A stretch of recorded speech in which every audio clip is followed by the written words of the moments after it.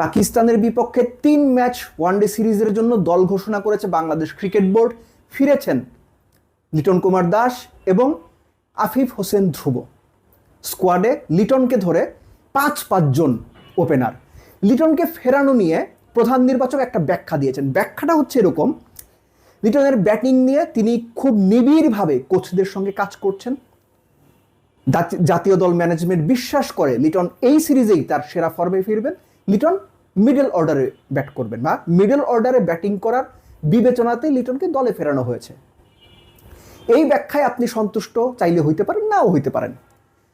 আমি বলি 6-1-0-0-2-4-0-0 সবশেষ 8টা ইন্টারন্যাশনাল ওয়ানডেতে লিটনের রান 6-1-0-0-2-4-0-0। গাজী আশরাফ লিপু আবারও প্রমাণ করে দিলেন বাংলাদেশের ক্রিকেট সিস্টেমে আপনাকে কোনো কিছু করতে হবে না, কোথাও কোনো পারফর্ম করতে হবে না। জাস্ট নির্বাচকরা অপু 10-20-30-40 করে চাইবেন, আপনাকে টুপ করে দলে নিয়ে আসবেন। লিটন এই যে দলে ফিরলেন, প্রক্রিয়াটা কি সঠিক হলো? সারা বছর যারা ঘরোয়া ক্রিকেটে দিনের পর দিন রান করে যান তাদের প্রতি Bangladesh cricket board, cricket management কি বার্তা দিয়ে গেল?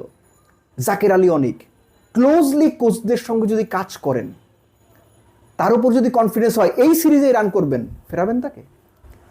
নুরুল হাসান সোহান, শামীম পাটোয়ারি খুব ক্লোজলি কোচদের সঙ্গে কাজ করবেন, ব্যাটিং নিয়ে নিবিড়ভাবে কাজ করবেন।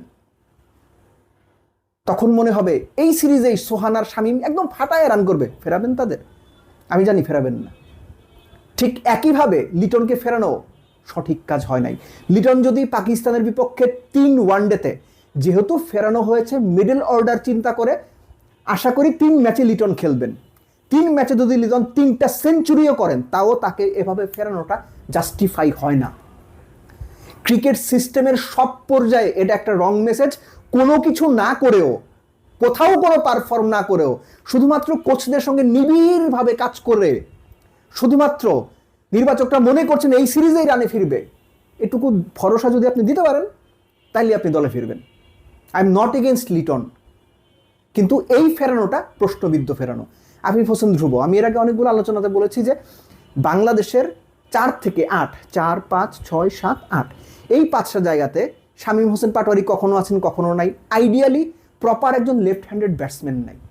আফিফকে ফেরানো ভালো সিদ্ধান্ত হয়েছে। রিসেন্ট টাইমে তিনি বেশ ভালো ফর্মে আছেন, কিন্তু সমস্যার জায়গা অন্যখানে। আফিফকে যদি আপনারা 6-7 নাম্বারের জন্য ভুল করেন, আমি গ্যারান্টি দিয়ে বলতেছি আফিফ 2-3 সিরিজ পর আবারও বাদ পড়বে। আফিফ 6-7 নাম্বারের প্লেয়ার না। আফিফকে আরেকটু উপরে খেলাইতে হবে। 5-এর পর আফিফের অবশ্যই খেলানো উচিত না আফিফকে।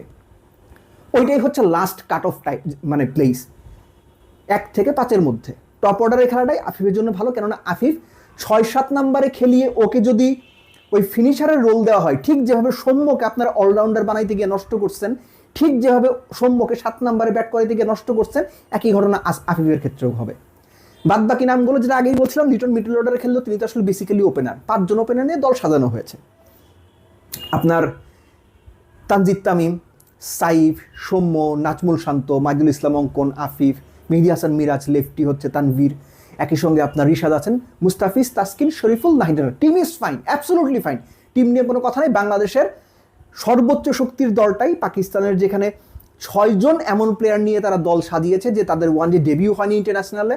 সো বাংলাদেশের সামনে সুযোগ পাকিস্তানকে নাস্তানাবুদ করে দেওয়ার।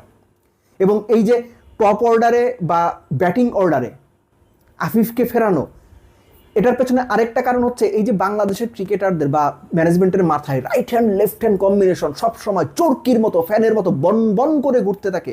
অন্তত এটা থেকে রিলিফ পাওয়ার জন্য হইলেও আফিফকে ফেরানো ভালো হয়েছে। বাট দিন শেষে লিটনের এই ফেরা, কোথাও কোনো রান্না করে ফেরা, অনেক প্রশ্নের জন্ম দিয়ে গেল। বাংলাদেশের cricket system, national team management, সিলেক্টরদের অ্যাবিলিটি, সিলেক্টরদের থট প্রসেস নিয়ে আবারও অনেকগুলো প্রশ্ন তুলে দিল। আগামীতে বাংলাদেশ ক্রিকেট বোর্ড বিজ্ঞাপন দিয়েছে আরও অনেক নির্বাচক নেওয়া হবে। নতুন নির্বাচক কারা আসবে তখন আমরা দেখব তারা কি কাজ করেন। কিন্তু এই যে গাজী আশরাফ লিপুর নির্বাচক প্যানেল, তারা গত 1-1.5 বছরে যে পরিমাণ বাজে সিদ্ধান্ত নিয়েছে, এর চেয়ে বাজে সিদ্ধান্ত গত 10 বছরে বাংলাদেশের কোনো নির্বাচক প্যানেল নিয়েছে কিনা আমার ঘোরতর সন্দেহ আছে। দেন এগেইন এক্সপেক্ট করবো বাংলাদেশ পাকিস্তানকে নাস্তানাবুদ করে সিরিজ জিতবে। আর সেটা যদি না পারে, তাহলে অনেক প্রশ্নের জন্ম হবে। কেননা পুরো শক্তির দল নিয়ে হোম সিরিজে পাকিস্তানের এরকম আনকরা একটা দলকে যদি আপনি সিরিজে হারাইতে না পারেন এবং আরো এক ধাপ এগিয়ে বলা যায় হোয়াইট ওয়াশ না করতে পারেন, সেটাই হবে বাংলাদেশের সত্যিকার অর্থে বড় দুর্বলতা।